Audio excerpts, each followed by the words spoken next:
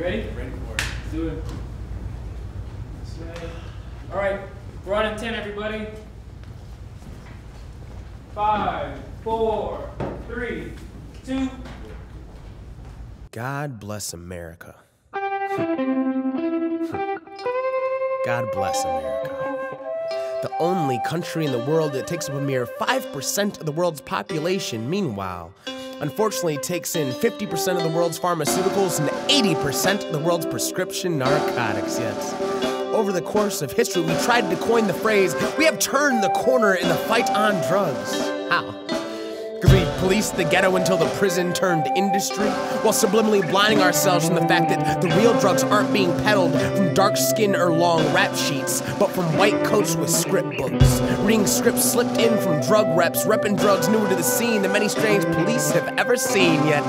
Don't you dare get caught with some bud, bro. A quarter of some green, dank, perp, loud, cron, stank work, because depending on the non-decriminalized city you reside in, you might end up finding yourself in jail. Kind of funny how a substance legal in many areas of the world is a crime in the land of the free, when an Adderall can be prescribed to a 9-year-old who cries and is told, well, you better sit still because their parents measure their patience by the milligram, and that is A-okay unless you don't have a script. Then it's a felony? Please. What script do you really need? The one written or the one typed? Or the one that might sound and read like an actual script? Do you have restless leg syndrome? You might if you're suffering from boredom, sore muscles, tired feet, breathing oxygen, not wanting to breathe oxygen, craving walks, but not having the energy to go on the walk you so badly crave and could actually go on if you would just get your lazy ass up and go. Do you have bipolar disorder? You may if you want to smile more. You catch yourself frowning, sometimes you're happy and others sad. If you breathe oxygen, if you are human. If you are human, you know the power of the dollar, and that green can make even J.Ivy vanish like magic.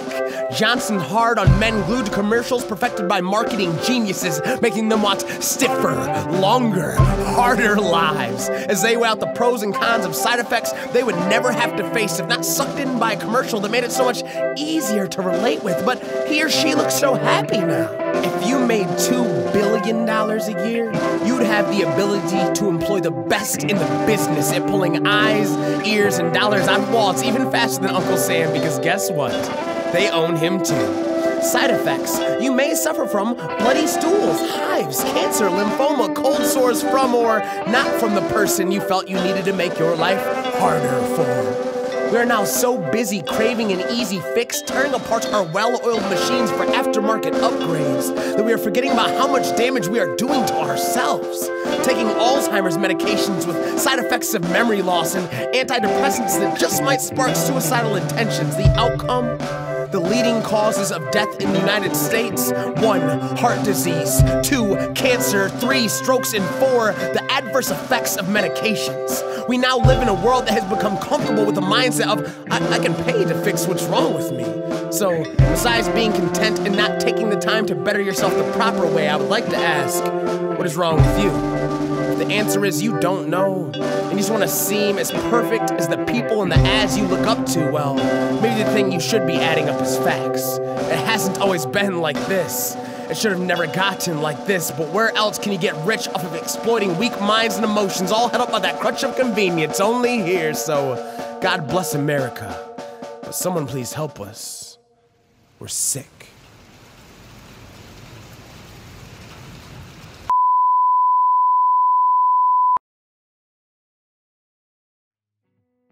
Tim Doe. Just because you grow up doesn't mean you won't go. Tim Doe. My friend Tim.